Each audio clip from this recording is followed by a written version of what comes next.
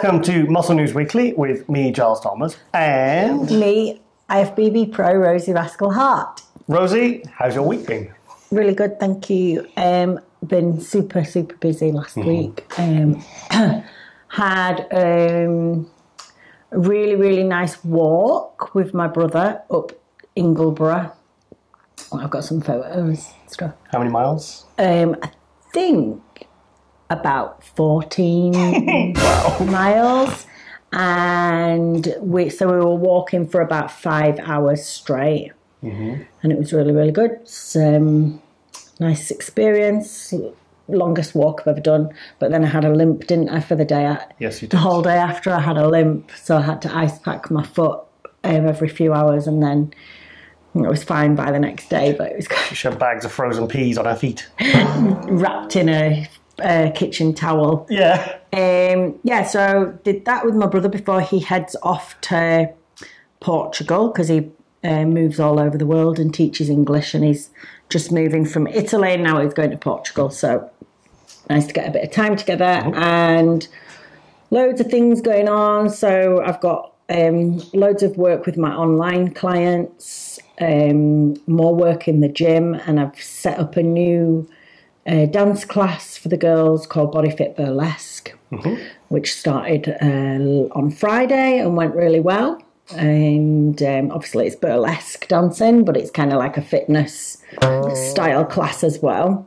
And also held a workshop stroke seminar on the Saturday for mobility, stretching, and like rehabilitation for injuries. Should we show the poster for that? Yeah. Okay, we'll show the poster now.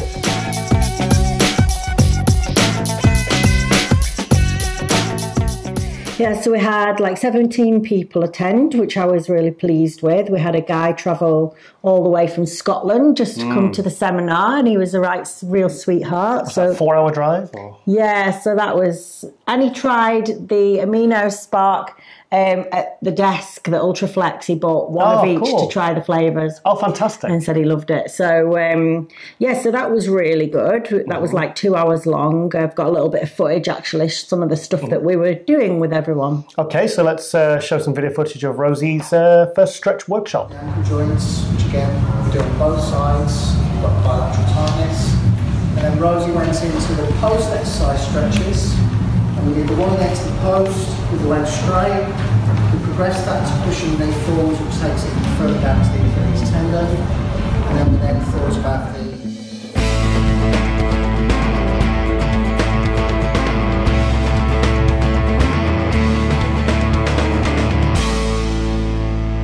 Yes, so that looked fun, and there was plenty of guys there as well. Yeah, guys and girls, and it was like specific to weightlifters. Not necessarily high-level bodybuilders, but people that are now lifting weights, or maybe they do CrossFit or something, you know. So, because we kind of looked at the running theme of the kinds of tightness that people that lift weights would get. But then each person got a tailored plan, stretch mobility plan for them. But in general, most people are the same. They have tight hamstrings, tight hip flexors, tight pecs.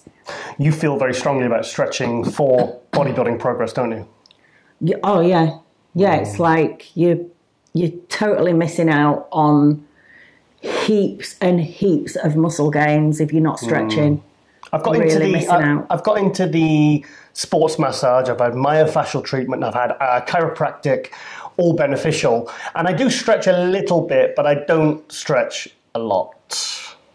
Has to be said. The thing is, you got like, if you do, say, after your training, say if you just do like a quick 30-second stretch, maybe it's going to help a little bit with the tightness from that particular workout afterwards. Yeah. Maybe it's going to help a little bit with recovery. But to actually improve postural problems that are built up from years of training and not stretching, it's going to take 6 weeks of stretching every single day the particular exercise, the particular positions that you need for your posture. Yeah. And you would need to be doing about holding that stretch for about 2 minutes each time. Wow. You can break that down into blocks like you would do training. So you could do 45 seconds rest, 45. But to actually get some lengthening of the muscle, permanent lengthening. Is that for fascia or muscle? No, this is the actual muscle. Right, for the actual muscle. Right, okay. And that's what's going to get you the results for if you've had an injury, if you've got tightness, pain, headaches, if you're struggling with a body part that's not coming along. You can't just do a quick 30 seconds at the end of them. Right. In fact, you know what? Me. Don't even bother. Okay. It's kind of like, it's such a... You've really got to... You've got to, like anything, you've got to be consistent with stuff to actually get results. And that's the same with the stretching. Like when I measured myself and realised I'd got lost an inch off my height, maybe that was like 2015, I realised that. I would say it took me about a year of implementing stretching and rehabilitation type stuff to regain my waist again, to regain the length in my waist.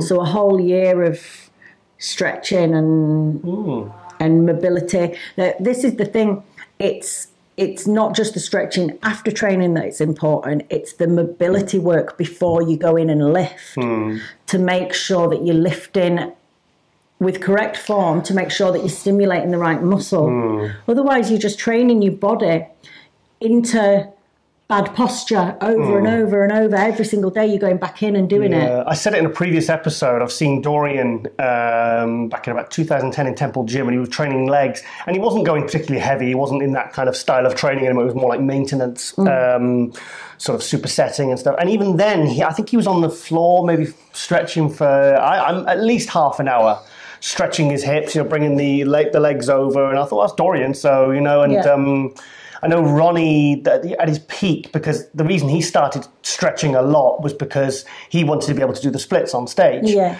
So, and obviously he proved that a huge guy could be flexible. You know, guys like Flex Wheeler, who had those crazy muscle bellies, did a lot of stretching. Obviously, from his days as a martial artist. I mean, I used to do karate when I was much younger.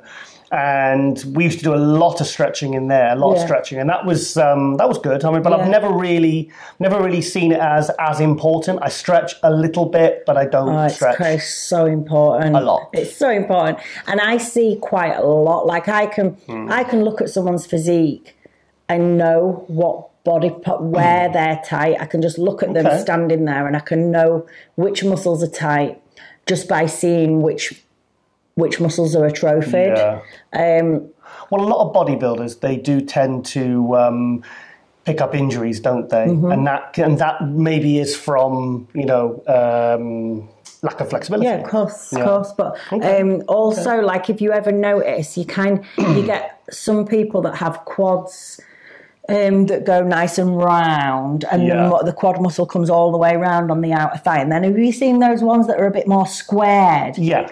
And obviously some of this is genetic, but honestly, a lot of people, it's because the muscle on the side of the quad is just not firing up properly. Is that the IT band? Yeah, and like that, But basically there's like a nerve running all the way down. But it's really usually from like tightness in the hips or the glutes that is not allowing, because basically that's going to rotate your legs out. You're always going to, if you've got the muscles tight in the glute, your legs are always going to be rotated out. So every time you train, even if you put your feet parallel, you're still going to be hitting more teardrop rather than outer. Even putting the feet in, it's still kind of twisting you into the wrong position. And that's why you end up with these kind of slightly uglier quad shape, which happened to me over the last couple of years, because looking back at my pictures, my quads were a better shape. Right. When I started, when I was fresh from dancing, and they were... You struggled with your quads this year, didn't you, for your last show? Yeah. You were like, even a few weeks out, you were saying, my legs just aren't popping. They look terrible. They look terrible, but... They did. They looked terrible. They look terrible. They did. I think they did. But, yeah, that was because I focused so much on my upper body mobility. I got massage every week on my upper body and nothing on my legs. I mean, talking about massage, I could always tell when you'd had a massage, because you would, when you were prepping for a contest, you'd come home and your shoulders and everything would be popping. And I said, you've had a massage. And he said, oh yeah, we've gone really deep on my shoulders and my traps, and it would just look so full and round. Yeah, it just allows all the muscle to sit properly and not to be pulling the joints out of, into the wrong sort of position and stuff. Well, I think even for avoiding injuries, things like stretching are probably going to be attractive to many bodybuilders. So listen to Rosie, maybe get to one of her classes if you're in the UK, and maybe we'll do some more video footage and maybe put a separate video together and put it on your Rosie Rascal YouTube channel. What we're hoping to do is maybe with some of the footage we've got, or I'm going to get together with Aaron and Danielle, who are the partners in the collaboration, get together and video all of the things we've done, but just in a studio, just us, with description, and then we're going to have it so that you can buy these on Vimeo. Good idea. Depending on what problem you have, you can type in blah, blah, blah, blah, blah, blah. I still think you should go for the app idea. I've seen a bodybuilder that did that, and it's. I think we should look into it, because a Rosie Rascal app. I don't know much about technology. Let's find out. Right. Let's find out. Okay, Rosie, that's fantastic. Thank you for that. I've had a pretty good week too. What have you been doing? Well, I nearly bought a frog today. Oh, wow. But I didn't. Things really, really getting exciting. No, what it was, because I've got a crested gecko, and he used to live with a red-eyed tree frog. And the red-eyed tree frog died a couple of months ago. I've had him a few years. And I wanted to get him a little friend. So there's an American green tree frog in the local shop. But I want to make sure that they're compatible, because I don't want to get them, because it's a big vivarium, but I want to make sure that they're compatible. Do they have to go on a date first? They've got to go on a date first. Well, hello. Is that the frog or the gecko? I think that was the frog. Okay. That's how frogs talk. Just imagining a frog with like a little top hat and tails. Not a dicky bow? Maybe, yeah. He'd look good with a dicky bow. Yeah, a little green. Not green, no, because he's green. And a walking stick. A walking stick? Why would a frog need a walking stick? No. Yeah, frog need a walking stick. Maybe I'm just thinking of... top hat and a bow tie, yes. Mr. Jeremy Fisher, and he had his little... Yeah, he used to always wear a waistcoat. Waistcoat would look good on a frog. What about the gecko? Is he just going to go naked? And aren't they both guys? Well, there's nothing wrong with that, obviously. Interspecies relationships is fine, not a problem. Lizards and frogs, we're open-minded. We're very broad-minded here, So yes. Anyway, so that was my exciting today, and obviously last night, date night. Ooh. Never let it be said that I don't know how to show a girl a very good time.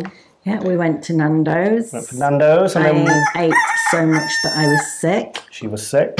And we went to Sainsbury's. We went to the local supermarket on a Saturday night, and didn't we have fun? It was funny though, because we were just walking around, and Giles had gone down one of the aisles, and I was just walking around on my own.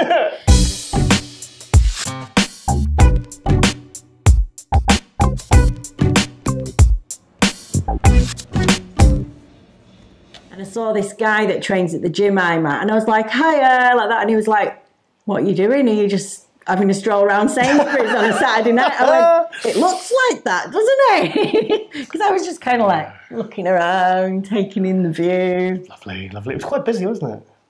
Yeah, full of other saddos like this. Yeah, full of weirdos on a Saturday night buying their booze. And yeah, and we watched that Jeffrey Dahmer film, wasn't it? I liked that. You like it? It was good. It was good. Yeah. Basically showing Jeffrey Dahmer, the serial killer, how he was as a kid. It was obviously based on a true story, based on facts. But yeah, so that was our Saturday night. So we're just totally wild. Yeah. So yeah. So anyway, right. Okay, let's get on to bodybuilding talk, which is what we're here for. I've got a little update which came in courtesy of Ron Harris, the MD online editor, courtesy of Ron Harris, I just said that, of our friend the Mexican streaker. Okay, Jose Rayman. Jose. Andale. So, yes. So where is he from, though? He's not even anything to do with Mexico, is he? He's Hispanic, isn't he? His brother Tito as well, Raymond. That definitely sounds Hispanic. Tito Raymond. Oh, yeah, so Jose's... Well, yeah, of course. Sorry, I didn't... You're thinking of a garden hose, aren't you? It's not spelled H-O-S-E. It's J-O-S-E with a little accent on the E. Okay. So, let's go to the lovely update sent to us from... Hose. Senior Willie. All right, what's up, Giles and Rosie? We are exactly 2.5 weeks from the Olympia, and I'm here with one of your countrymen's pre-workout atomic bomb from Aunt Bales. He's been giving me shit for not trying it, so I figured what better place than to try it for the first time on your show. I get crazy jittery. You know I'm a little sensitive to chemicals and alcohols and things like that, so we're gonna try this. It smells good.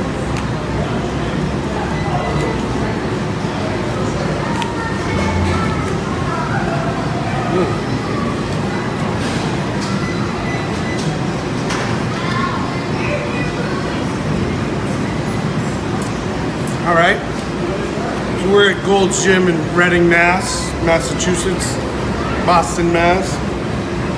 We're gonna train a little chest tonight. We'll come back. That's pretty good.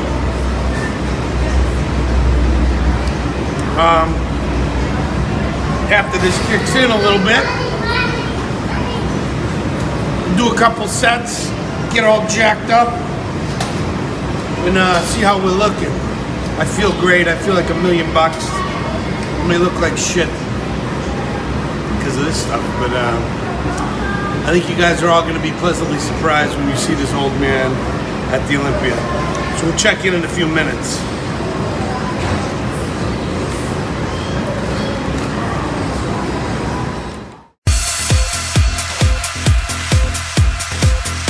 But bounce with me now. Come on, my team, you be.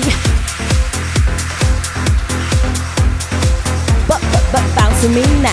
Come on, my team, you be. People always asking what's you beats when you ultimately buzz like that and me. People always asking what's you beats, but a group of people getting down, fucking off the world and hitting the town. So now's the time for me to explain. So are you sitting comfortably? You better listen carefully. We'll start from the top, the cream of the crop. This buzz will never, ever, ever, ever, ever stop. Here we go.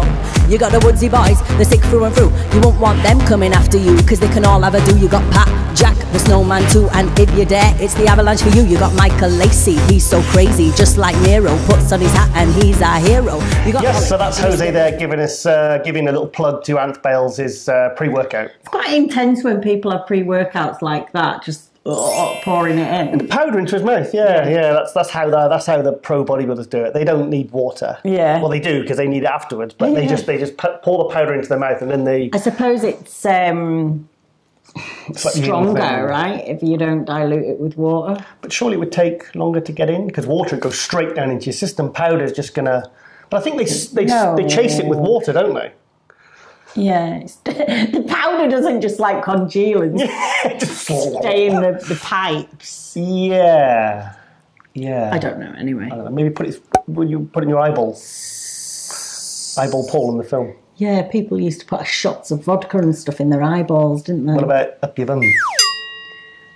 I've never done that. You've never put pre-workout up your arse? I never put pre-workout. Do you know what, Rosie? I don't actually believe you. What? I reckon you're the sort of person that, I know from your partying days, I reckon one night when you were surfing on a bloody ironing board, we've seen the pictures before, we don't need to see them again, I think that's something you've tried. I've never put pre-workout up my bum, I can tell you that for now. Well, there's another episode next week, so we can do a little test. So you can do handstands, can't you? Yeah. We've got a funnel. Okay. We've got a garden hose. No, you don't need it. You've got the hose. No, you just need a jug, wouldn't you? You don't need to chase that down with water. You got a funnel. You got. We're not doing a jug. Frigging, what do you call it, colonic here. Yeah, pre-workout colonic. Rosie and Jose, thank you to both of you there. So the next kind of update is, obviously, remember we spoke last week about you had your interview at Ultimate Fitness with Beef UK TV. Yeah.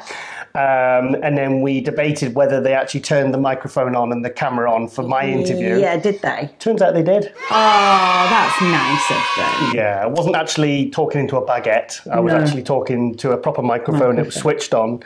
And so they... We're going to have a little listen? We've got a little clip of why they call me the bodybuilding Rain Man. Okay. So let's go to that now. Hi guys, welcome back to UK Beef TV, and today we've got a massive treat for you. We've managed to catch up with none other than Giles Thomas. How are you, mate? I'm really good, mate. How are you? I'm brilliant. So excited. Now, for guys, anyone that doesn't know this man personally, this man is pretty much an encyclopedia of bodybuilding. If you want to know anything about bodybuilding, the characters, the people, the competitions, this is the man to speak to. So just tell them a little bit about yourself, and tell the guys a little bit about yourself, and just before we get started. Me, myself and I, well, I started in the industry working in the bodybuilding media in 1995. I was 18 or 19 years old. Started working for British magazines, which Muscle News, which actually became The Beef. Yeah. Then I kind of worked my way up. I started working for European magazines, doing articles, photographs, training. I was very well known for my training photo shoots. And then obviously media came along in terms of video media. Yeah. Started doing that in 2011 for Muscular Development in America. I've had columns in Muscular Development, Flex Magazine, Body Fitness Magazine, a big European magazine. So I've been here 23 years now. And yes, now I have a weekly show called Muscle News Weekly, which goes out. It's a 90-minute show every single week. Yeah. Which goes out. I do a lot of event coverage, I'm going to the Olympia in 2 weeks, which is why we're talking. So and yes, I mean, pretty much photography, videography, editing, interviews. I've done it all. I've done show promotion. It's pretty much. Well, find something that happens. Yes, so that was a nice little intro for me and who I am and what I've been doing and what I've been wasting my life on for the last 23 years. And also they asked for my Olympia predictions. Now, it was kind of on the spot, and I'm not sure whether I actually... You can't take stuff back now. Yeah, you're right. Also... Sorry. So go on. No, carry on, dear. No, I was just going to say, if bodybuilding ceased to exist tomorrow... What would you do? Oh, don't ask me that. What would your choice of career or whatever be? I honestly don't know. You need the backup plan, babes. I need a backup plan. This is a scary thought. This is something I don't want to think about, and I don't want to start having a panic attack on live on camera. No, I have thought about it. I've just forgotten. No, come on. No, I delve in there. What would it be? What's your... I don't know. I honestly don't know. I've kind of involved in the supplement industry, and I've been involved in the media, and I've kind of just... Yeah, but that would all be gone because bodybuilding would be gone. Would supplements be gone? Supplements would still be here. I don't know what I'd be doing. I don't know. I honestly don't know. I don't know what I would have... I would have chosen a different path, and I would have done something completely... I don't know. Maybe... I don't know. I just don't know. Sorry. Maybe I'll tell you next week. I'll have a think this week, and then I'll come back on episode next one, and then I'll come back to you. Is that okay? Mm-hmm. Okay. Okay, yes, so so we'll go to the my Olympia prediction. So let's go to that now. They haven't brought it to the Olympia. They haven't brought their A game, and no one's really taken on Phil. The only one who really gave Phil any headaches was Kai Green, and he's chickened out. He won't do the Olympia now. We won't go. Yeah, don't get me on the subject of Kai. I mean, sorry, Kai fans. We won't get on that, but so you've got Phil Heath winning it. Just to recap, Phil Heath winning it. Bonac second. Bonac second. Rowley third. Rami fourth. and either Dexter, Roden, or Nathan 5th. That's fantastic. I'm excited. I'm so excited. That is pretty much. I like people that are ballsy enough to go out on a limb. That's a very specific. I mean, I'd have Ramy in second, or winning it. But other than that, I wouldn't shift that around too much. But because I like Ramy. I think he's like in terms of size. I don't think anyone's touching him at the minute. Yeah, but it's not about. It's for me. There's bits missing. He's not as. You've got to see him. You've got to see him. He is impressive. If you've watched it live, to the pictures that we get, it's a very different. My personal preference, he's big. Yes, so Kai chickened out. That's what I said. Kai chickened out, which he kind of has really, but I'm going to stop there because I know there's a lot of Kai fans watching this. But what I'm going to say, because I think it's good to have balance. Yes. So I'm going to be on the other side. I'll give balance as well for this. I'm going to be on the other side. To be fair. And just say, because also being someone that's decided to stop competing. Yes. And I think from people's point of view that would like to still see me on stage, or people that would like to still see Kai, or, you know, their favourite bodybuilder, you often hear people say, and like you've said this as well about different bodybuilders, isn't it a shame? But isn't it a shame, like, they didn't compete that year? Or isn't it a shame that they chickened out, or whatever you want to say? But, like, for me, I'm happier than I've ever been. Now I've decided to stop competing, so it isn't a shame. And maybe Kai just doesn't want to compete. Maybe he doesn't like it anymore. Maybe his heart isn't in it. So, well, I'm specifically aiming towards that 2016 Olympia, which he was prepping for. Yeah. And then because of, I won't go into it now, he pulled out at the last minute, which was a shame for all the fans. And I think it's a real shame that he didn't compete last year, because I think with Phil with his hernia and his stomach being the way it was, I think Kai missed his opportunity there to come in at his best and beat Phil and win the Olympia. I understand that. And he still looks like he's 4 weeks out from a contest. He's still holding all that size. He's not downsized. He's not... Like, you see Dennis Wolf now, who's probably... I don't know whether he's going to compete again, who's like maybe... who's dropped 50 pounds or 60 pounds, probably more than that. And it's just... I understand that, but people's lives change and people's wants change. So it might not even be like... Yeah, possibly. He's got in his mind, because he's got so many other things that are more exciting to him now. Do you know what I like about Kai? What I really respect about him, I like his creative, because he is a fantastic artist. Yeah. He's very, very good. So for all we know, there might be loads of things that he's doing that fill his heart now. Yeah. Much more than the thought of competing. He's doing bits of acting as well. Sometimes life just changes, and it's like it's like for me, I genuinely loved competing for all those years I did it. I absolutely loved it. I found it pretty easy compared to a lot of people. Yes. For a long time, I was winning British titles very easily. It was quite easy for me. Are you talking about physically or mentally or both? Both. Right, okay. Because I loved it. And I was so driven, and it's all I wanted. It's all I wanted, all I cared about. It's easy when the passion's there, isn't it? Yeah. It's the easiest thing. It's just like a matter of just doing what you love, and it's not... Yeah. It's not a chore then, is it? It's not hard. And my metabolism was good, so it was easy. But the last 3 years, because... All those egg smoothies. All those egg smoothies. And thermogenics and stimulants. Yes, dear. But the last 3 years, it really has not been my true path. I've still done it because you have this crossover phase where it's part of your identity, and you've done it for so long, you still think that you've got stuff to achieve and prove and whatever else. But if it's no longer filling your heart, you can't do it. And there'll be other things that to other people it seems such a shame you've given up. Not really. You've done 10 years. Yeah. You haven't just given this, you know, a couple of years, and you were 10 years at the top. You know, you were straight away. You were winning shows. You know, you won the British finals after a couple of years of competing. You know, this is not something you did for a couple of years and then just, you know, slipped away. You know, I think it's like there's always going to be more that you could do competition-wise. Like someone had put on the forum, it's such a shame, like you've only just won Rookie of the Year. There's so much more you could do on that stage. And yes, there is. But there's so much more outside of it that means much more. I mean, take the supplement range now. Obviously, within 6 months, we're going to have half a dozen products.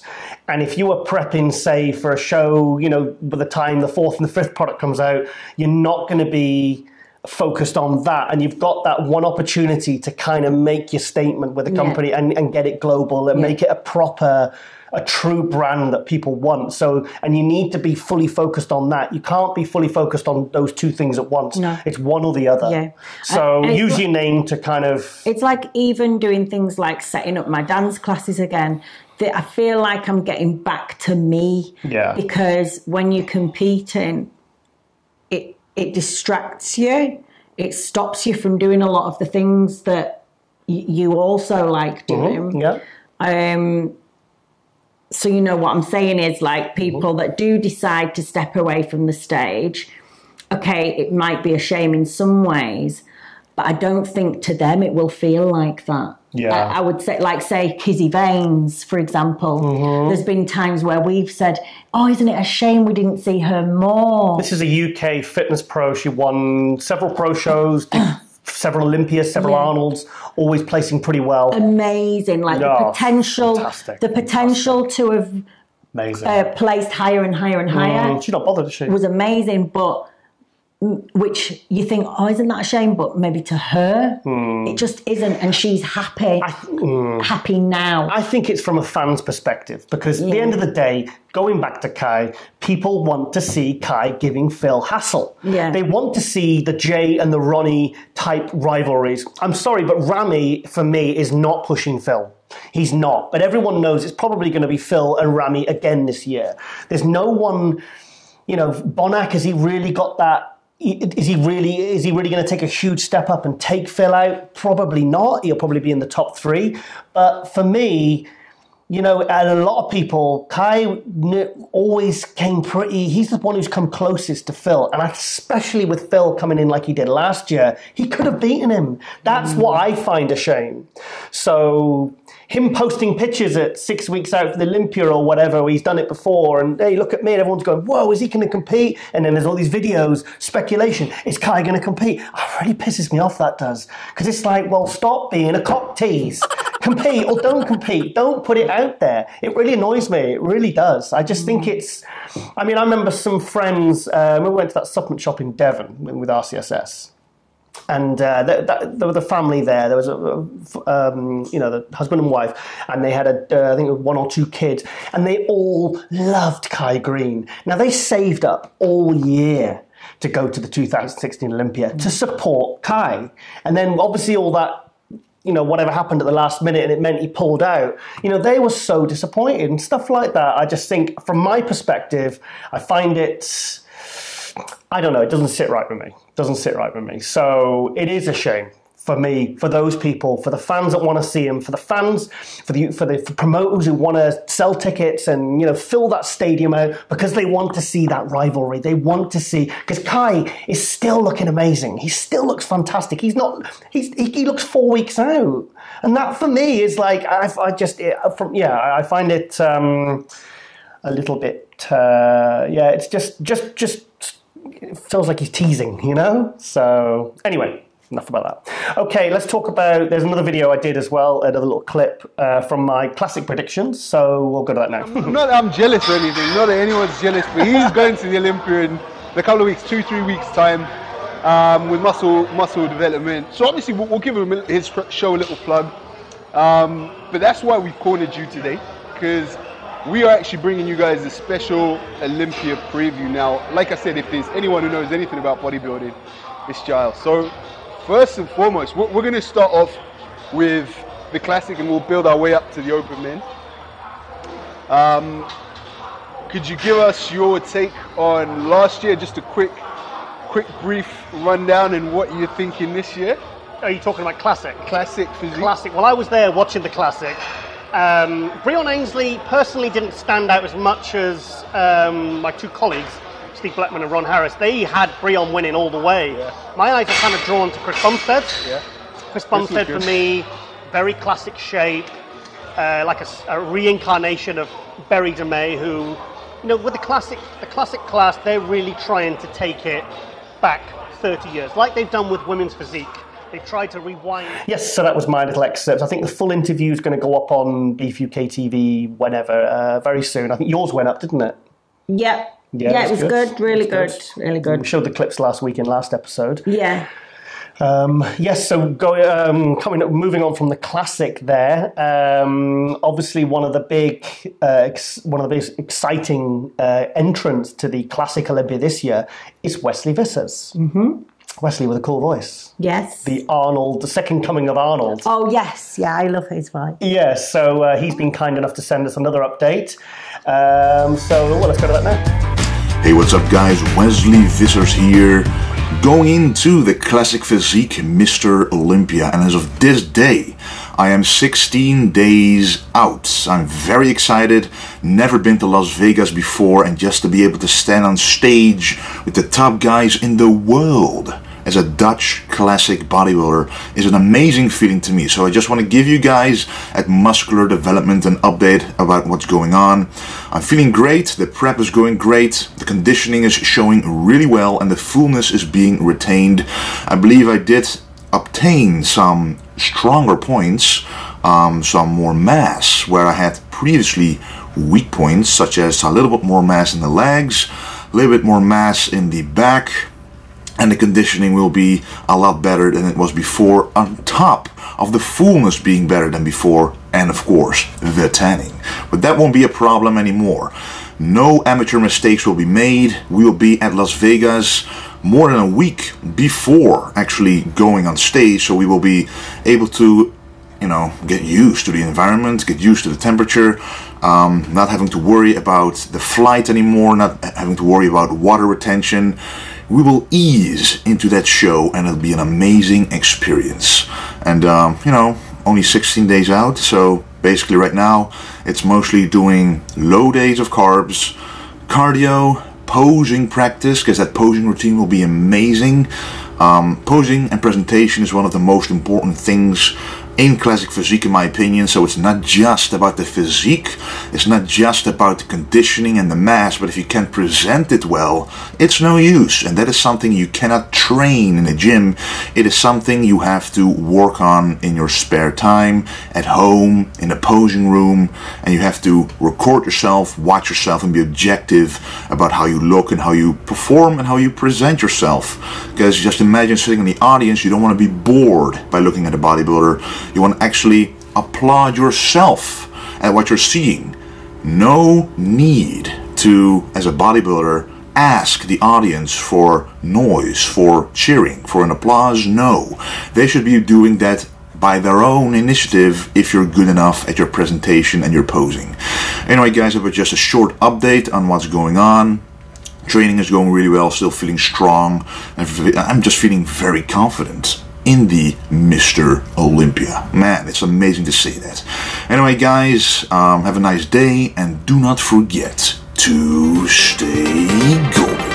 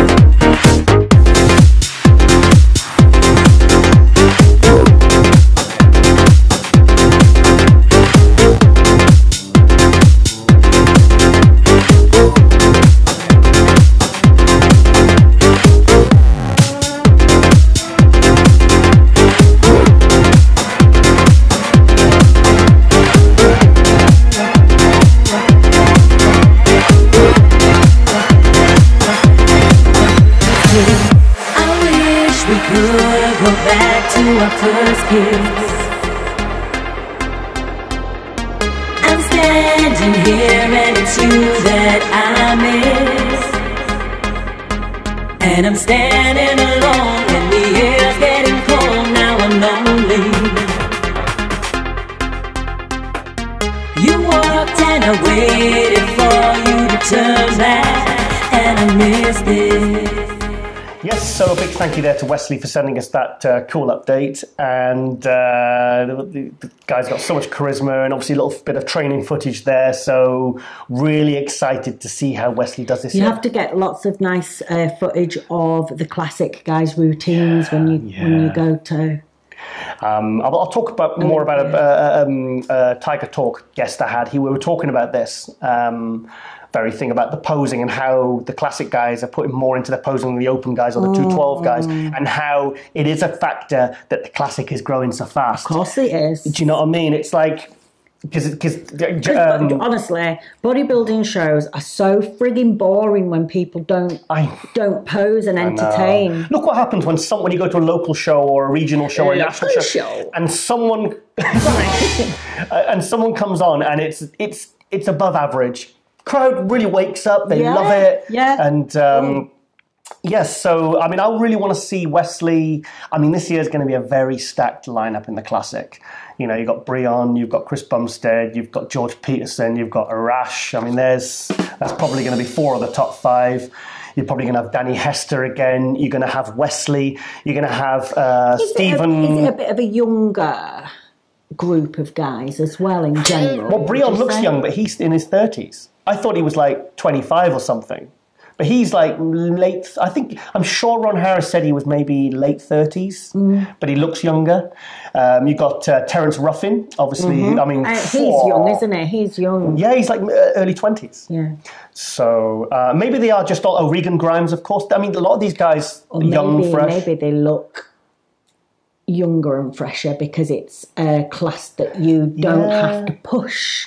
Yeah, but to be in the open class, to get to the open class at the Olympia, the amount of size you've got to have to make an impact, and to turn pro in the first place, you're probably not even going to be till your early 30s till you turn pro, unless to get the size on. Unless you're exceptional.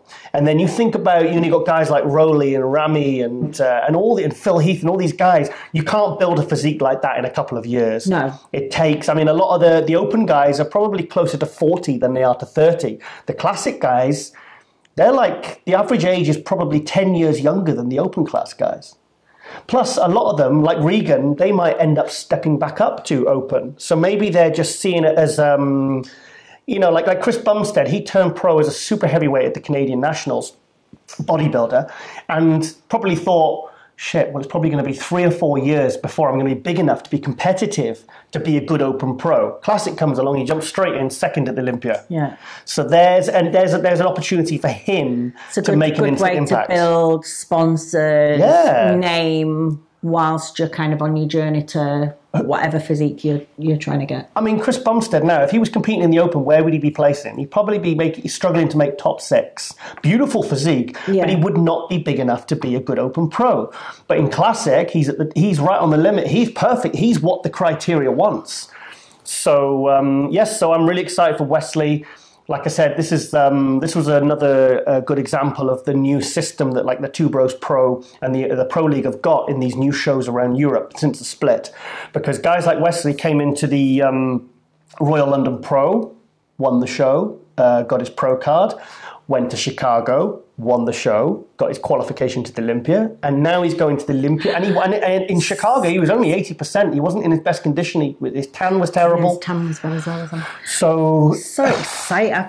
I find it so exciting for these people. Like I just find it so exciting. Just imagining how they're feeling and like how I felt when I got my pro card. Oh, that feeling.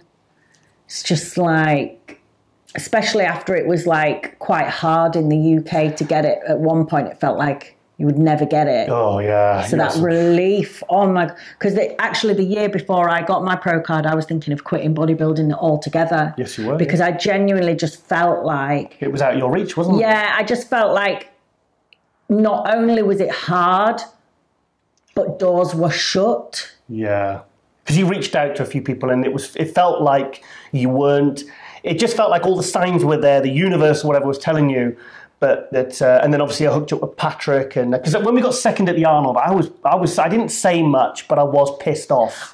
It was more the fact. Should have won that. Yeah, but I mean that was all right. But it was more the fact that I'd seen other people get pro cards that hadn't got as high placings as me. Yeah. So there wasn't set structure or rules. It was the goalposts were changing all the time. It seemed to be one rule, and then another show would be another rule, and it's like, come on, guys. Bikini girls that hadn't even won the British and hadn't placed at any European shows that got pro cards. There was one that got a pro card that didn't even make top 3 at the British and then got a pro card because it was a point system where if you did so many international shows, you'd get your pro card. But I'm not being funny, it's going to be easier for a bikini girl to go and do 10 bikini shows than, say, Physique girl, you know, there's more, it's harder on the body to do that. Yeah, you can't do 10 shows without ruining yourself. So yeah, when I got that pro card, it was like I was just in tears backstage with you and Patrick, and it was just like disbelief, really. Like, fuck, now I can actually move forward and improve, like, and go to where I always wanted to be. It was cool. It was like a little group. There was you, me, Patrick Tour, and Kevin Horton, because you had a photo shoot with Kevin Horton the next day. Yeah.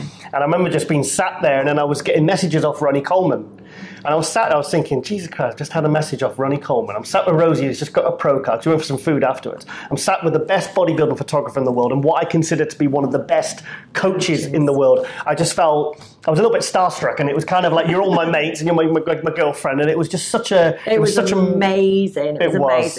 In fact, and it was so nice because there was a lot of like the judges and stuff, with the UKBFF at that time that we were friends with, and they were all rooting for me, like Davey and Sarah Bridges and everything. McGrath, So the guys that were kind of running the stage backstage. Yes. It was just like a buzz, and everyone was so excited. But do you remember when we're back to the hotel at the Arnold in Columbus, 2014, you took second. Yeah. You were actually winning the pre-judging, and then you lost it to a woman called Bruna Miyagi. She's now a figure pro, also she was prepped by Patrick for a while. Yeah.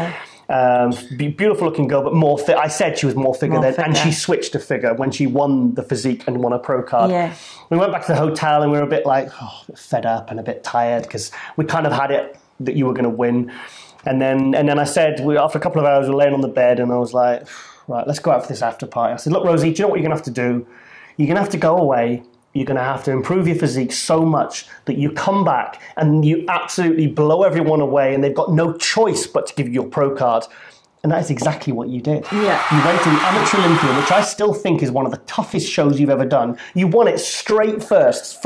And one of the Canadian judges said to me, and he said, is that your girl? He says, she'd have been top 5 Olympia. Yeah. He said, as she is there, she's top 5 Olympia. I think I would have been at that time, the way they were judging the Olympia. Yeah. But then as I got to the Olympia, they were kind of already starting to get bigger and more shredded. But it really came down to, at that time, the thing that drove me was ego, because I just wanted to prove to everyone in the UK that I was as good as what I'd been harping on about. Yeah. Because I believed in myself so much, and I knew what my shape and genetic potential could be like at my best. And I just always had this feeling like no one really believed in me, and no one really kind of respected me, what I was saying, and it pissed me off.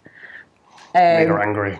It did. It used to piss me off. You wouldn't like when she's angry. It's all ego-driven, like, and none of it really matters. It's passion. It's wanting to prove a point, because bodybuilding it is a competition against other people, but it is more about proving something to yourself. Yeah. It's about being the best version of you. Like when I competed, and I knew I wanted to absolutely smash my conditioning.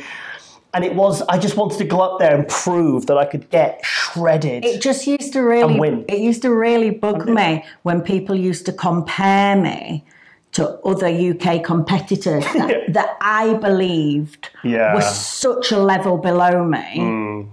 But this was because I was envisioning me at my best in the future. And I was thinking me at my best in the future compared to them. I was just thinking they could never achieve what I could. So, and other people can't see that because they don't know what your potential is. Well, they've not seen you on stage. Yeah, and it used to bug me. There was one girl, can you remember? I can remember. There was one, and she was good. Don't get me wrong, she was good. But I was always just like, every time I was getting ready for a competition, people would always bring her name up, and it used to just get really pissed off. Oh, it used to get me. How dare they compare me to her? I am so much better. No, but it's so true. Bad, You were. But no, but that's what I was like. It's whatever drives you. Whatever drives you. Plus, competition brings out the best in you. And I used to look at. I was obsessed with her. I used to look at her social media. Always checking. Oh God, she used to piss me off. Okay, Rosie. Well, I think that'll lead on to a little segment I was going to have later on in the show. Okay. It's from your interview with Beef TV, talking about your first Olympia. Okay. So let's go to that now. When I got my pro card in 2015, there was a moment when I stood on the Olympia stage where I realised I wasn't mentally prepared for it at all. Because I've not spent any time dreaming about that moment in particular. The whole prepping fact for the Olympia and the pro show was just wild because I hadn't had time to absorb the fact that I was now a pro. And it was just like I was you have to have like a focus, you know? So it was like a bit crazy. Like when I got on the Olympia stage, I'd forgotten like how to pose and all this. I was just like looking at it was wild. Yeah. I bet it didn't look like that from the outside, but when you're up there... No, I think it did look like that. Giles, when I got off stage, he was like, well, you fucked that one up, didn't you? Oh, no! Screwed that one up. I was like, yes, so that was your Olympia debut. Rabbit in the headlights, weren't you? Yeah, it's fantastic. You did look good, though. You look good. You look good. And you won Rookie of the Year. I think I looked good, but I think probably like stress just gave my body a slightly washed out, not so crisp and clean. Yeah. It was just a bit kind of wishy-washy and washed out, but the shape and everything was very beautiful. And the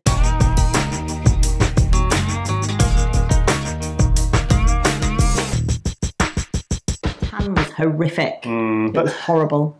Really, winning Dallas was kind of a bit of a curse for you because then you had to do the Olympia. You probably would have benefited a lot from taking the rest of that year off. But it was the Olympia, you couldn't turn it down. Because you went to Dallas and you won your pro show. In hindsight, after I won my pro card, I should have taken a year or even two off. Yeah, that's what I'm saying. Yeah, I should have taken a year or two off and come back for my first pro show and smashed it with a clean, crisp look because I always need time off before I can get that look. Yeah. My you body just carried on, didn't you? Yeah, it doesn't respond well to competing year after year at all. But on the other hand, it's all worked out for the best because having put myself to the point of mentally and physically breaking almost, it's made me reassess everything and realise actually I need to stop the competing. So in a way, it's been good that I did push to that limit. You do feel fulfilled with it, don't you? You feel like it was something that you're happy you did it. You don't look back and think, oh, what a waste of time. Not at all. Like I've absolutely loved my time in bodybuilding, and it's given me so many opportunities like that I would never have had, and it's taught me so much about myself and about my body, and it's knowledge, just knowledge. You can't beat knowledge and then what you can share with other people. Bodybuilding gave you the greatest gift of all. Yes, darling. Me. The Rain Man. Okay, Rosie. Right, okay. All-time favourite bodybuilder. I'll go me first. Okay. Because I'm great. Okay. People ask me what my all-time favourite bodybuilder is, and I think they sometimes are shocked because they assume that as a Brit, I'm going to say Dorian Yates, or I'm going to say, Ronnie Coleman, because he's a friend of ours, and we've got a close personal friendship with him. I know who you're going to say. Should we show the video? Or do you want to guess? Okay, I don't know who it is now. Oh. Well, who do you think it was?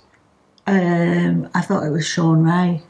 Sean is Sean's very close number 2. Okay, so I don't know who it is then. Okay, let's go to the video then. I just want to come in the gym and I want to train and I want to feel the adrenaline pumping and I want to get it done. And that's what makes me leave out of here positive and makes me come positive when I come back.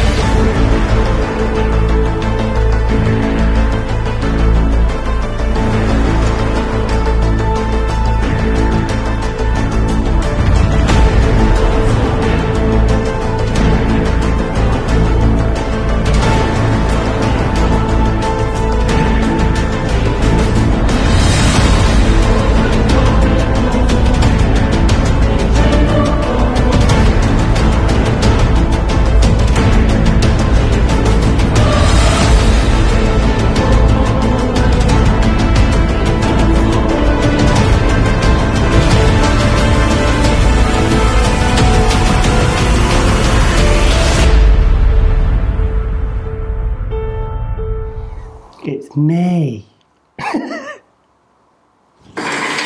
Oh, it's him. Yes, so it's Kevin Levrone is my all-time favourite bodybuilder. Okay. You know, I wrote an article for Flex for the 50th anniversary Olympia edition 2 years ago, and I did an article called "The Best Olympians Competitors to Never Win the Olympia." And it was funny because I put Kevin in first, I put Sean in second, and then I've got Sean's number, and I actually sent him a picture. And he says, well, good job. He says, because that's when he was with MD. He says, MD had me in number 1 spot, and he says, you guys don't know what you're talking about. He says, leave it to the professionals, Giles. But I mean, yeah, Sean and Kevin, because I started getting interested in the sport in 1990. Sean and Kevin get on. Yeah, they get on well. Yeah, do they? Yeah. Yes, when I first started buying the magazines in 1990, Sean was he was my idol. I mean, I went to see him in a seminar in 1991. I was 16 years old. I'll leave those stories for another episode because it's really cringy. Because I think we had enough cringe last week. Yes, so Kevin, and in fact, in that video, the Nick Vision video I've just showed there, that was actually from 2000, was it 1997? It looks like 1997.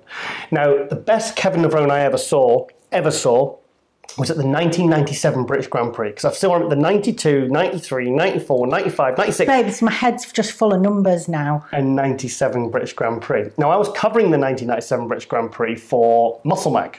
I was doing the photos and reports. So I went backstage. And there's a main backstage area. Jean-Pierre Fuchs was there, Chris Cormier, Lee Priest, Charles Claremont. And then there was like a little corridor way where there was these little dressing rooms. So I was on a little peek with my camera, bumped into Vince Taylor. And he was there with his Cybergenics cap on and these trainers, and he was just hitting some poses. And I took a couple of photos.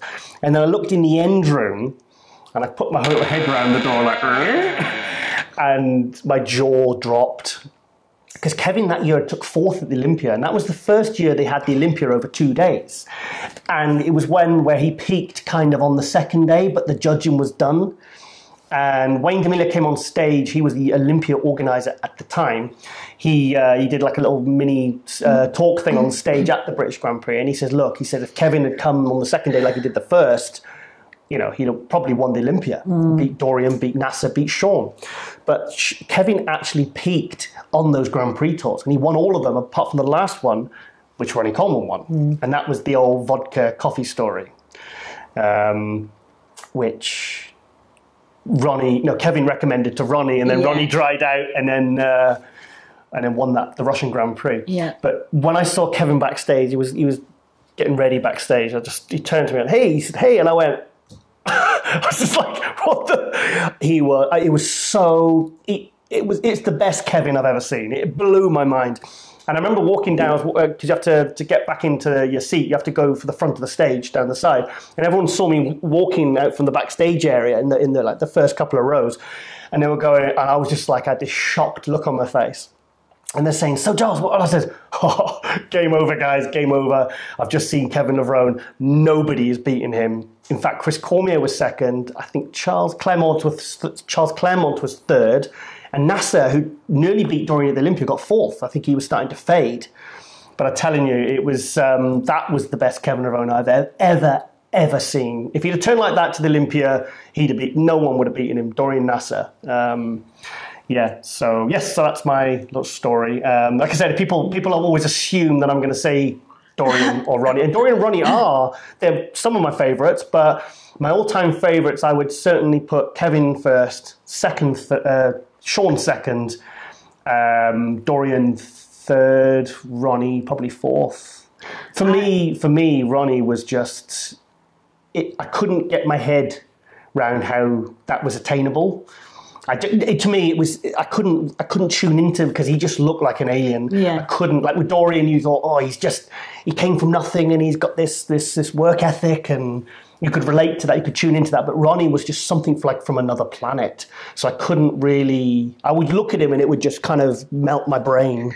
So over to you, Rosie. I always had lots of different ones. I changed my mind all the time. Mm-hmm. But I guess if I have to put it down to one, it would just be Lee Labrada. Oh, Lee Labrada. Yeah, the reason being just because he was like smaller, mm-hmm. and everything was just so compact and well put together. And something you can relate to. Yeah, and I think because it was like the classic shape, mm-hmm. it was the posing, he was good at the posing routines. Amazing. And the reason why I've gone full circle and started off with him as my favourite, and still my favourite, is because of how he is now, the way he looks. I saw him at one of the Arnold's, I think, at Ohio, mm-hmm. a few years back. Obviously, he'd retired long time before, and I just thought he looked so healthy, so well, good skin, really, really. So I just think like a good role model as well for the industry. But I had loads of different favourites along the way. I had Lee Priest was my favourite for a while because I just thought I loved his freaky physique. I liked the kind of shorter legs and the long waist. I thought he looked really cool. I liked his Superman outfit. I liked his silly binge eating videos. Jose Raymond was one of my favourites for a while. I remember I used to watch his videos and I stole some of his training. Was that the leg training? Yeah, there was one of his single-legged squat things, and actually I did this on a video, and I think Dave Palumbo was interviewing me, and he was talking about this. And I was saying about this one-legged squat, and I was saying, I can't remember the pro that I took it off. And Jose was watching it, and he said he was like, it was me. It was me. Like, he knew I was talking about his training video. Yeah. And who else did I have as a favourite? When Rowley first came about, he was one of my favourites. I think that's it. I think they're the only ones that I was really like... I really followed and supported at whatever time in my bodybuilding. Yeah. So we've really narrowed that one down, haven't we? So I've got short Ronnie, Dory. I do actually really love Sean Ray's routines. Yeah. I really love them. They're probably some of my favourite. I'm going to talk about Sean in the next episode because I've got a Nick Vision video I wanted to use for next episode, and I want to talk about my own personal stories because Sean was he was my idol, absolute idol, and I've worked with him many times, been on his radio show, and I suppose I can sort of call him a colleague and a friend now. So, I've got some funny stories I'll tell next episode. So, such a tease. Okay. Okay, Rosie, on to your section. Yes, so we're going to show you a little excerpt of... Is it excerpt? Excerpt. Yeah, excerpt of an interview I did for my Chick Chat feature that we do on muscular development, female interview thing. Video series. I don't even know what. Not getting my words out here. But anyway. Happens to me all the time. But this was with UK IFBB pro, Carly Thornton. She started off in figure over here and then got her pro card in women's physique. She was the first ever women's physique, which was again another one of these ones that I obsessed over, wasn't it? When she was competing, and I was like following her Instagram. She got a pro card in early 2015. Same year as me, yeah. It was just a few months before. It was the Arnold Europe, so it was about 2 months before you got yours at the Amateur Olympia. Yeah. So I was like... She beat you to it? Yeah, I was like, following her every move, like, because I was just so desperate to get my pro card at that time. I've got a real, like, I'm really nice. I'm a nice person. But when I compete, I'm really nice. I feel like an overtrainer, overselling. Over-egg the pudding, girl. But I don't know if other people get this. When I compete, during that little time when I'm prepping, I've got like an evil side where it's like, if you're my competitor, at that time, you are not my friend. Yeah. You're not my friend. I message all the other girls she's competing against and I say, check your brakes on your car because, you know, just pump them before you get in because... yeah, I do. I get really get someone to taste your food if Rosie's been around in the area. I get really funny, like, and then as soon as the shows are over and stuff, I'm all cool again. But I'm like that though, aren't I? When I compete, I get very competitive and it's evil. Like, I do get a little evil. But anyway... That's all done with, so everyone can relax. You're all safe. Now. You're all safe. I got your back. Yeah. So we got Carly Thornton on. We had an awesome chat. She's in a similar situation to me now, where she's decided to stop competing for all sorts of different reasons, and she is now a businesswoman. So she's launched her own clothing brand within the fitness industry. So Glutewear. Yeah, Glutewear. So we're kind of like. Got a lot of parallels, you know, with the kind of the way our career has sort of gone. So it was really, really nice to talk to her. So let's see a little bit from Carly.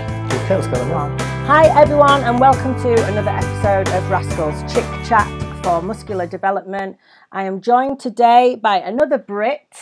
I'm not playing favourites here at all. It's just the way it's happened because we had Emma Hindman on, and today we have got Carly Thornton, who is or was the very first women's physique pro in the UK. That's right, isn't it? Yeah. Because I was following closely.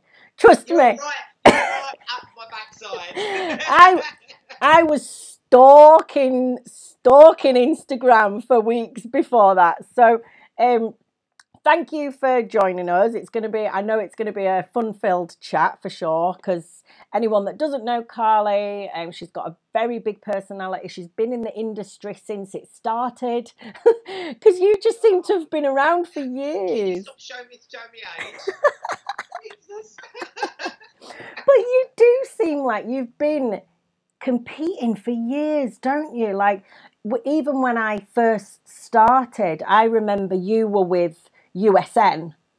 That's right, isn't it? And you were like the poster girl. You were everywhere, all over all the advertisements. So you were like really well established. Even like when I first, and then it just went. No, but we'll get to this, but you've kind of progressed and changed and developed, and your sort of identity's changed, hasn't it, as you've gone along? But we'll get to that. But for people that don't know much about you, can you give us like a little sort of rundown of kind of where you come from and how you've got into competing and sort of the timeline? Yeah, well, I started competing in 2008, so over 10 years ago now. Yeah. Before that, I didn't start training until I was about 21, just a general gym bunny.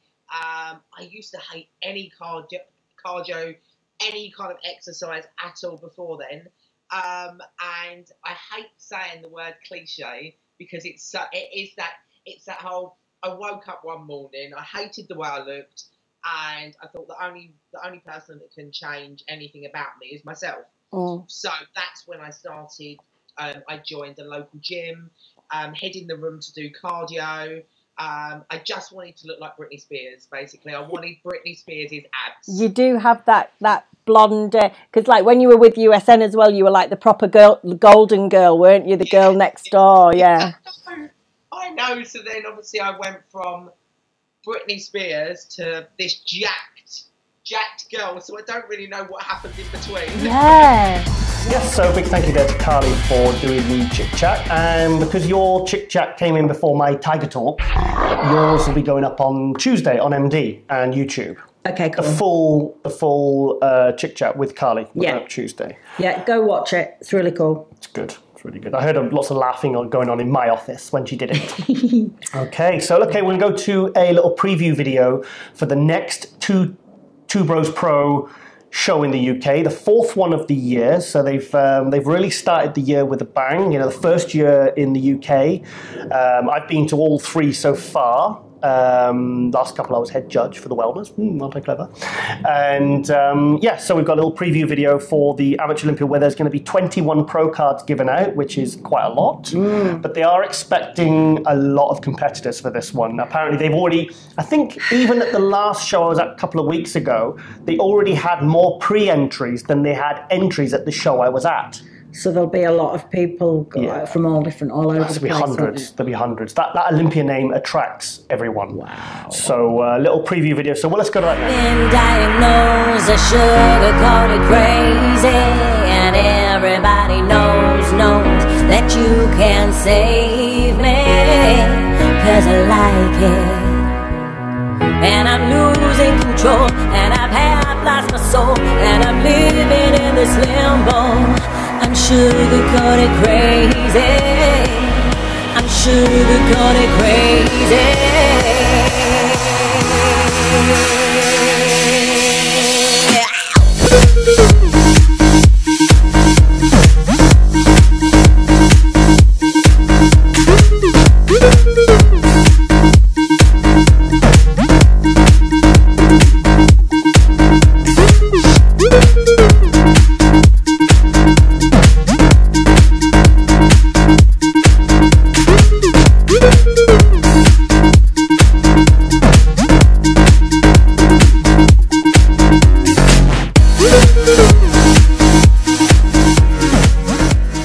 Because in 2011, MD sent me to cover the Arnold Europe.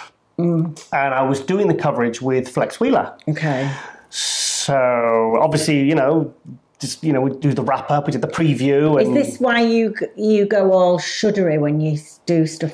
Oh no, it wasn't. That's Dexter. Oh, Dexter, yeah. We'll talk about that next week. Yes. So we did a wrap up. And my girlfriend at the time, she came and she was basically doing all the camera work, setting up. So we did a wrap up of the pro show on one of his trade stands. It was one of his companies, and I think it was 12, 13 minutes, really good wrap up, high energy, bouncing off each other, loads of great commentary. And then I finished it, and then she behind the camera says, "Oh, excuse me, guys. I think I've forgotten to press record." So I kind of absorbed this information. My brain processed it, had the microphone, and I kind of just froze.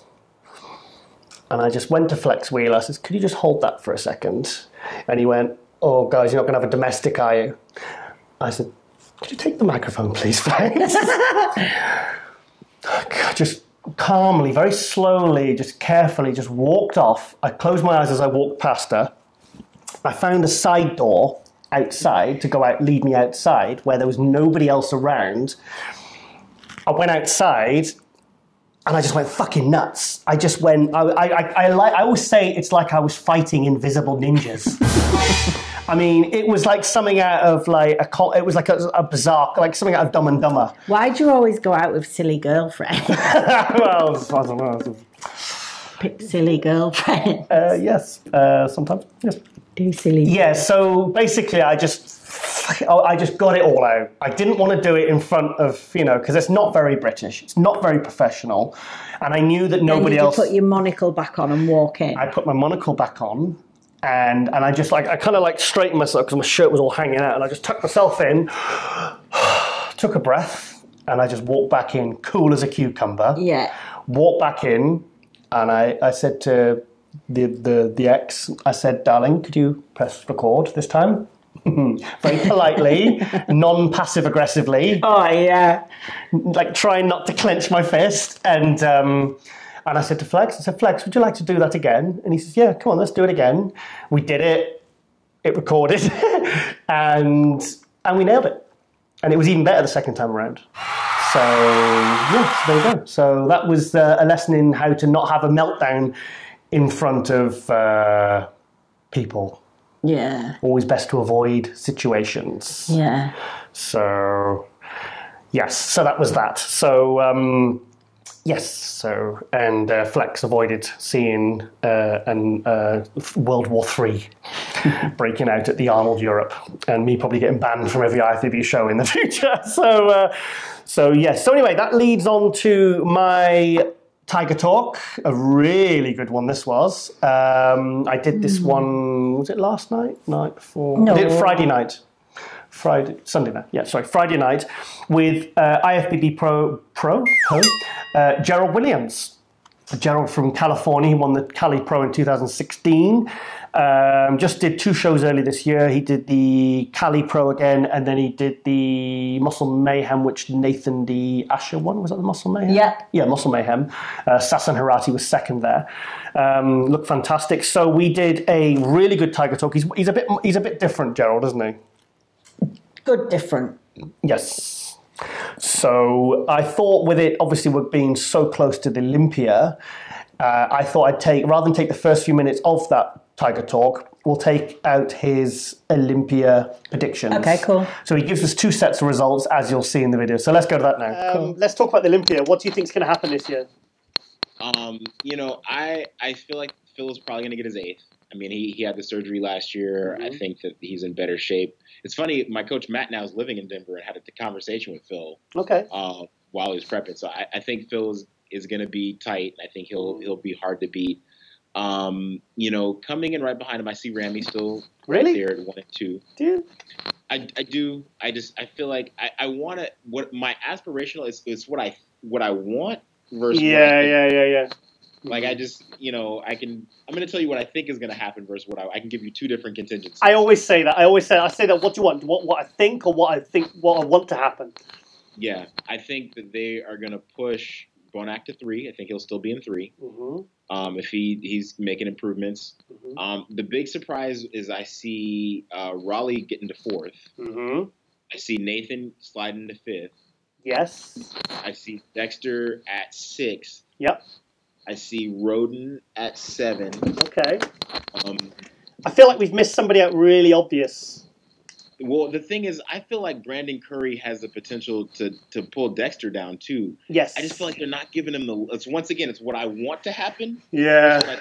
I love Brandon. Brandon, like I said, Brandon is the reason I'm competing now. Okay. Because I saw him be able to compete at the Arnold Asia and do well, and I was like, I can do that. That guy gave me the belief that I could push to be on the Olympia stage. The two wild cards that I can't actually give a definite placing to are Brandon and Cedric McMillan. I can't decide. Yep. I can't if Cedric, he's had 7th in 2016. He had 10th last year. Yep. And I just don't know. You just don't know what he's going to bring because really, Cedric at his best is top 6. I mean, he's like 4th to 6th, isn't he? I'd love to see him top 3, but you just don't know with him. You just don't know what he's going to bring, And like I said, Brandon, he was first call out last year, but he got 8th. Yeah, they got 8th place. He got 8th place. So it's like he's one that could probably, leapfrog over Dexter, like you said. Yeah, I could see. I mean, I'd like to see him as high as 5th. I would. Mm-hmm. I feel like they like Nathan, and I feel like their structures. I feel like Brandon's he's a bigger version of, in some way. They have similar strengths and some similar weaknesses in that sense. I'd love to see Brandon make it to 5th. Sorry, Nathan and Brandon, you mean? Yeah, right. I'd love to see them side by side in their own call out to be able to do a little bit of work together. I'd love to see him that far. I just feel like the love that they're showing Nathan right now is just where they're going to put him. And so that the 2 wild cards, I agree with you, Cedric and Brandon. And if we just for the sake of argument right now, let's just say 7th, or what is it? So we're now at 5th. Yep. So we're at. I don't even want to say those things out loud. Yeah, it's tough, isn't it? It's tough. You've got to move people around. It's like yeah. And I feel like I honestly feel like Steve will probably end up creeping in the top 10. Steve Kukla. Yeah. Yeah, he's looking good. Probably, I feel like he'll roll. He's been in the top 10 before. I feel like when I look at the lineup, I think he'll roll it. Or Alex. Alexia. He won the Tampa Pro. Oh, Alex Rivera. Yeah, I'll be honest. I didn't really know. I'd seen it when he got second at Vancouver, and when he got second at Tampa in 2016. But I wasn't that familiar with his physique. And then when he beat Sergio at the Tampa, I was like, this guy's got a beautiful physique. Yeah. He's got aesthetics, condition, symmetry. Creeping in the top 10 as well. Yeah. And then I see. So I mean, Lucas. We've competed together a lot. I could see him being right there at 11. He's really got good conditioning. He's got the crazy glute finger thing that goes on. I want to see Josh do well. I want to see, I think Sergio is probably going to do, he'll probably make in the top 15. I mean, we're thinking top 15. I'm thinking Lucas. I'm thinking Sergio. I'm thinking Josh. I think that I honestly, man, I was really pulling. If Akeem had done one more show, I could have seen him jump in there. Congratulations, Akeem, in your engagement. If you're watching this, congratulations to you. Good job. Cool. Take it one day at a time. Yeah. Cool. All right, then. Yeah. So those are my predictions for the Olympia. Like I said, that's what I think is going to happen. What I'd love to see happen is something completely different. Yeah. I'd honestly love to see Bonac win. I think Bonac in first. I'd like to see Cedric come in after that. I'd like to see Brandon do third. I could see Phil doing fourth. Fifth, I could see Dexter in that space. Sixth, I could see Roden. Seventh, I could see Nathan. Eighth, I could see Raleigh. So I'll leave it there. Yeah. Wow! That's quite a different two sets of results there. Two different contingencies. Yeah. Based upon what I think. What do you want? That goes back to my line of thinking earlier. The status quo versus what is actually going on. Sorry, where did you have Rami? Rami. I would have him maybe 8th or 9th. Whoa! Yeah. Yes, that's Gerald there. Like I said, the full Tiger Talk will be up on MD and YouTube on Wednesday. So, because your Chick Chat's going up on Tuesday. I'll go up Wednesday. Yeah. Ladies first. We've got a really cool guest for my next Chick Chat. Tomorrow I'm going to be speaking to IFBB Pro Danny Reardon. Oh, yeah, fantastic, yeah. We're booked in, so I'm excited to... Because we didn't hear from her for ages, did we? No, well, because originally we were trying to set up for her to send me some video footage, and I think for some people it's easier for them to have a set time just for a Skype interview.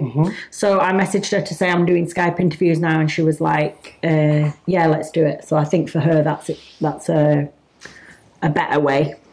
So yeah, I'm really, really excited to speak to her. Yeah, because she was like second at the 2016 Olympia that you did. Yeah. She was second place there. Last year she kind of dropped down to, what was it, 8th? Around about 8th place. And then she was going to do the Arnold prepping as a vegan, wasn't she? A few weeks before she pulled out. Yeah. So, and she's kind of not been seen on social media, and everyone kind of wants to know what's happened to her. So that's a really good one you've got there. Yeah, super excited. Very good. Looking forward to seeing that. So a big thank you there to Gerald. And he's also in the Tiger Talk, which goes up Wednesday. He talks about he is going to come to the Olympia to join me and Tony Freeman. Because I managed to persuade Tony Freeman in the other Tiger Talk I did to come to the Olympia, and Gerald said he's going to fly in and out in one day. So he's only in California. He says, I'm not driving 4 hours. There's no way I'm driving 4 hours. No. So through the desert. He said he's going to get a flight in. He says he's going to come and meet us and maybe grab a little interview. And it'd be good. So I'm looking forward to seeing the bros. My bros. Yeah, the broskis. Yeah, Team Tiger. So I'm looking forward to seeing Gerald and Tony. Yeah, it'd be good. Nice. Good. Yeah. So, So on Friday, I'll be going to see Jay Cutler. Yeah. So let's just show the poster.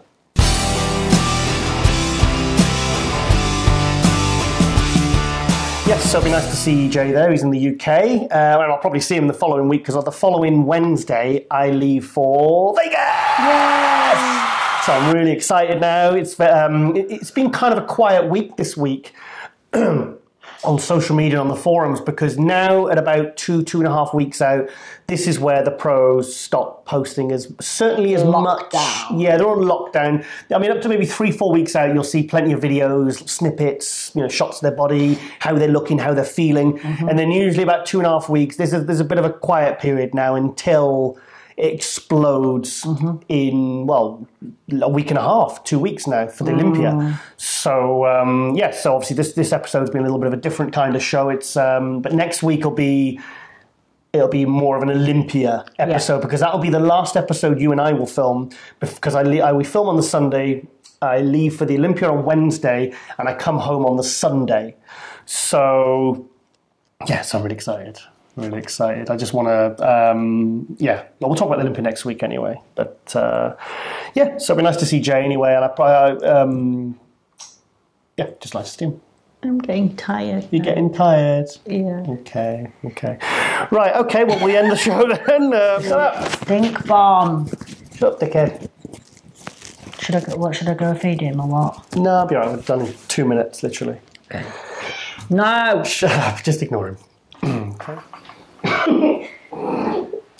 Tosser. Get away. Please feed him. Come on, I want to finish off now. Let's get this fucking thing finished. I feel like I've missed something out. Oh! Hey everyone, now Rosie's gone. Oh. Sorry. Now Rosie's out the room, she's feeding the cat. I just want to share something with you. She's been asking me to do something a bit weird in the bedroom. She's got me to dress up as Sylvester Stallone. Thing is, we are going through a rocky patch.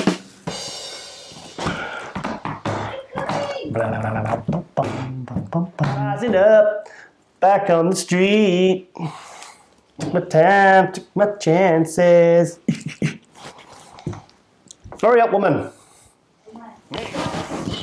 1, 2, 1, 2. 3, 4, 3, 4. Oh dear. You're for the knackers yard, you are. Right, we're nearly done. Okay, so yes, so we're pretty much done for the week now. Obviously next week will be an Olympia preview, hype, exciting, I'm off soon, so yes, also we've got a copy of this gigantic book. This is Vince's Secret Locker by Carl Coyne. Look, I mean, that is one thick book. Let me see. Let's have a look. Wow. This is about Vince Gironda. He used to have a column in Muscle Mag. I think he used to train a lot of film stars in California, like Clint Eastwood. Was Gironda one of the first ever bodybuilders? Yeah, I suppose you could say that. Yeah.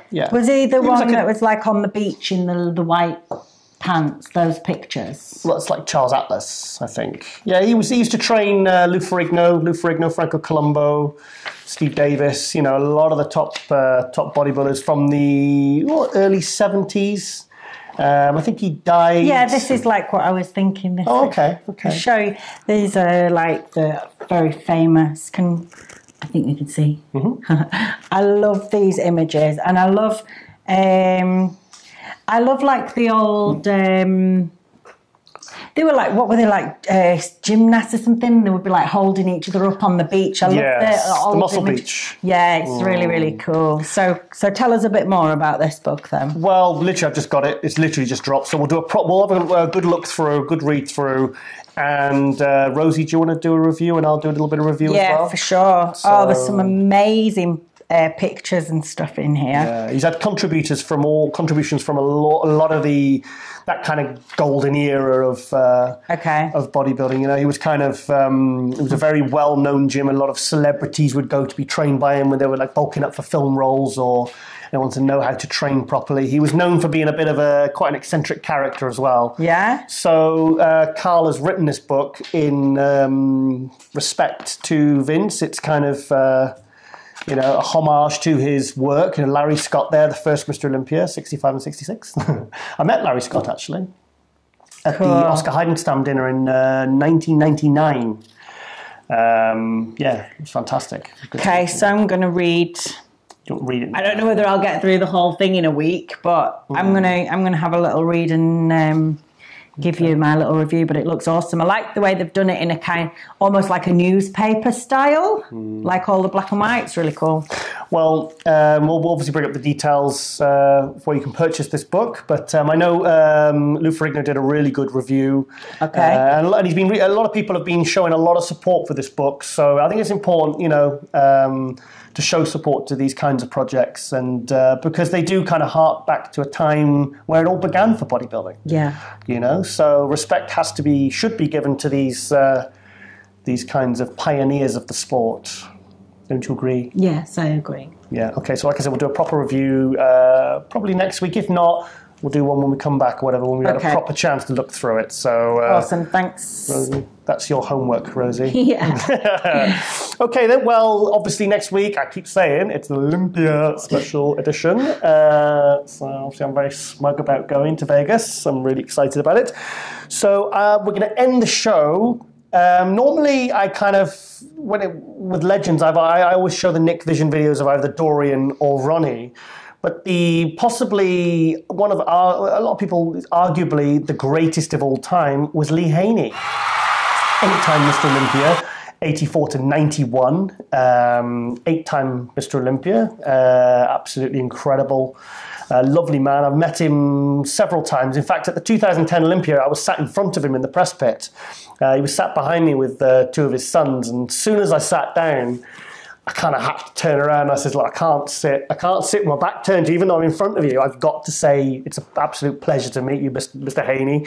And he's a total class act. Everyone, I've never heard a bad word said about this guy. He's a real class act. He's just an absolute legend in every way. He's kind of, it's him, the Ronnies, the Dorians, the Arnolds. These are the 2 Ronnies. The 2 Ronnies. No, I didn't say 2 Ronnies, just 1 Ronnie. The Ronnies, you said. Yeah, the Americans won't understand the 2 Ronnies, do they? Oh, is that cat still meowing? Right, okay, so we'll end the show with a chorus of cats in the background and Lee Haney. I think this video was from 1988 from one of the old Battle for Gold videos. So okay, Rosie, well, thank you for this week. It's been an absolute pleasure as always. And we'll see you next week for, did I mention it was the my God. Olympia National? So. I'm bored of it already. Okay, well, okay then, thanks for watching, thanks for supporting. Please feel free to add comments on the YouTube and on the MD forum.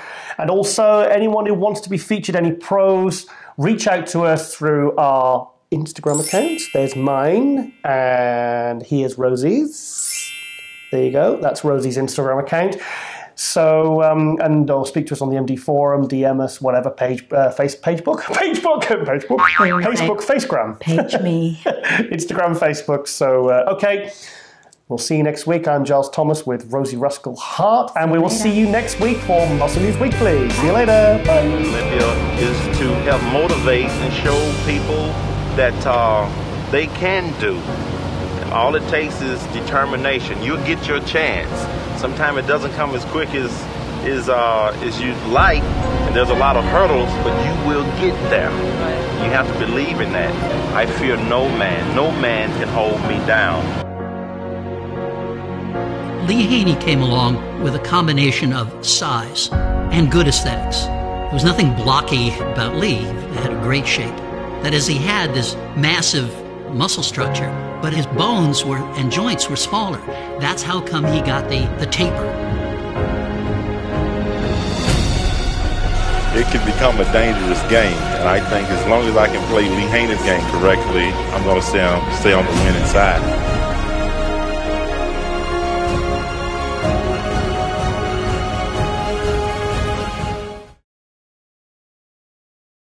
Mayo. Jesus Christ. Let me work, cat. No. Fuck's sake, man.